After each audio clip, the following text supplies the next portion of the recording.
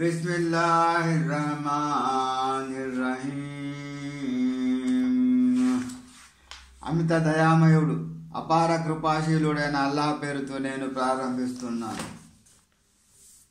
అలం తరా ఇల్లదీ హాజా ఇబ్రాహీమ ఫీ రబ్బీ అన్ ఆతాహు అల్లాహుల్ ముల్క్ ఇద్ ఖాల ఇబ్రాహీము రబ్బీ అల్లదీ యుహ్యీ వ యుమీతు ఖాల అనా ఉహ్యీ వ యుమీతు قال إبراهيم بين الآيات بالشمس من المشرق فأت بها من المغرب وبهت الذي كفر والله لا يهدي القوم الظالمين.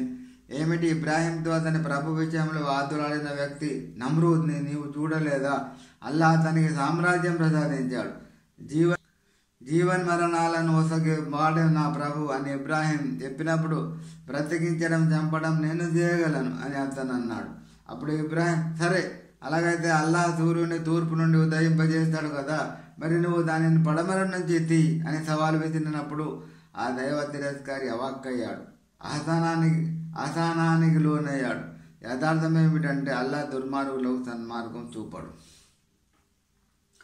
అవు కల్లది మర్రాలా కరియతి వహియా కావ్యతన్ అలా ఉడిచియా హాలా నయోహియాది లవ్ బాదమౌతిహా వామాదౌల్లాహు మియాతా ఆమిన్ తుమ్మా బాసౌ قال كم لبثت قال لبثت يوما أو بعض يوم قال بل لبثت مئة عام فانظر إلى طعامك وشرابك ولا تسنى فانظر إلى حمارك ولنجعل لك آية للناس وانظر إلى الطعام كيف ننشزه ثم نكسوه لحما فلما تبين له قال أعلم أن الله على كل شيء قدير.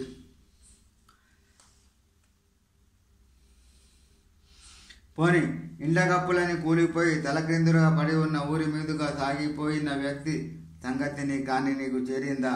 నిర్జీవంగా ఉన్న దానికి అల్లాహ్ తిరిగి ఎలా ప్రాణం పోయగలడు అని అతను అన్నాడు. అప్పుడు అల్లాహ్ అతని ప్రాణం తీసి 100 ఏళ్ల వరకు నిర్జీవ స్థితిలో ఉంచాడు. తర్వాత అతన్ని బ్రతికించి నువ్వు ఈ స్థితిలో ఎంతకాలం ఉన్నావు అని అడిగాడు. బహుశా 1 రోజు లేక రోజులు కొంత భాగం అని అతను వదిలిచ్చాడు. లేదు, నువ్వు 100 ఏళ్ళు నిర్జీవంగా పడి ఉన్నావు. కాస్త నీ అన్నపానీయాల వైపు చూడు, అవి ఏమాత్రం కుళ్ళిపోలేదు. ఇక అస్థిపంజరంగా ఉన్న నీ గాడిదను కూడా చూసుకో. మేము నిన్ను ప్రజల గుణపాఠం కొరకు ఒక నిదర్శనంగా చేయదలిచాము. మేము గాడిద ఎముకల గూడును ఏ విధంగా లేపి వాటిపై మాంసం నింపుతామో చూడు. ఇదంతా అతనికి అవగతమైన తర్వాత అల్లాహ్ ప్రసిద్ధి చేయగల దిట్ట అని నాకు తెలిసి వచ్చింది అన్నాడు. వైద్ కాల ఇబ్రాహీం రబ్బీ అరినీ కైఫ తుహ్యిల్ మౌతా قال أولم تؤمن قال بلى ولكن ليطمئن قلبي قال فخذ أربعة من الطير فصرهن إليك ثم اجعل على كل جبل منهن جزءا ثم ادعهن يأتينك سواء واعلم أن الله عزيز حكيم. ప్రభు, నీవు మృతులను ఎలా బ్రతికిస్తావో నాకు చూపు అని ఇబ్రాహీం విన్నవించుకున్నప్పుడు, ఏమిటి నీకు విశ్వాసం లేదా అని అల్లాహ్ అన్నాడు. దానికి ఇబ్రాహీం, ఎందుకు లేదు, కానీ నా ఆత్మతృప్తి కొరకు అడుగుతున్నాను అన్నాడు.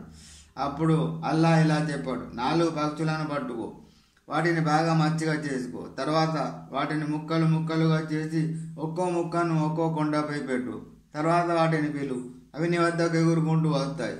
అల్లాహ్ సర్వశక్తుడు సర్వజ్ఞుడు అని తెలుసుకో. మసవులదిన అన్ఫికునం వాళ్ళహుం సబీలా కమథలి హబ్బతిన్ అంబతత్ సబతా నబీలా కుల్లి సుంబులతిన్ మిఅతు హబ్బా వల్లాహు యుదైఫు లిమన్ యషాఉ వల్లాహు వాసిఉన్ అలీం. అల్లాహ్ మార్గంలో తమ ధనాన్ని ఖర్చు చేసే వారి ఉపమానం ఆ విత్తనం లాంటిది. దాని నుండి 7 వెన్నులు పుట్టుకొస్తాయి, ప్రతి వెన్నులో 100 గింజలు ఉంటాయి. ఈ విధంగా అల్లాహ్ తాను కోరిన వారికి అధికంగా ఉసగుతాడు. అల్లాహ్ విశాల సంపన్నుడు, సర్వం తెలిసినవాడు. الذين ينفقون أموالهم في سبيل الله ثم لا يتبعون ما أنفقوا منا ولا أذى لهم أجرهم عند ربهم ولا خوف عليهم ولا هم يحزنون.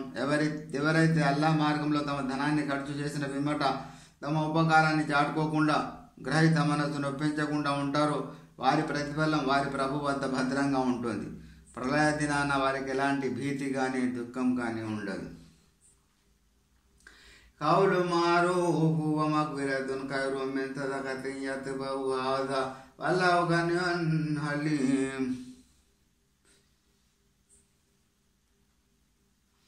దానం చేసిన మీదట మనసును నొప్పించడం కంటే మంచి మాట పలకడం, క్షమించడం ఎంతో మేలు.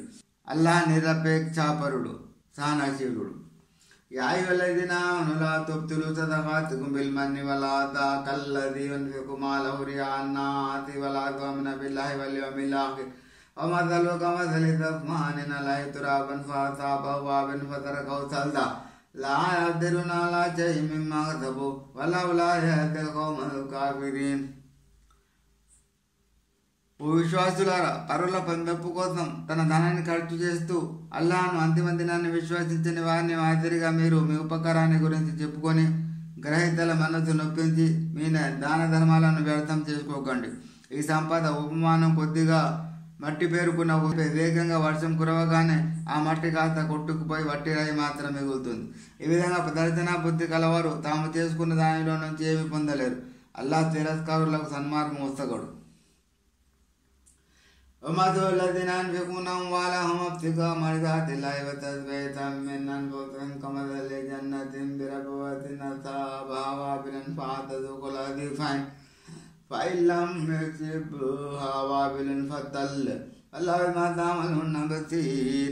మరెవరు అల్లాహ్ ప్రసన్నతను చూరగొనేందుకు నిష్కల్మషమైన మనసుతో తమ ధనాన్ని ఖర్చు చేస్తారో వారి ఉపమానం మెరక ప్రాంతంలో ఉన్న తోట లాంటిది.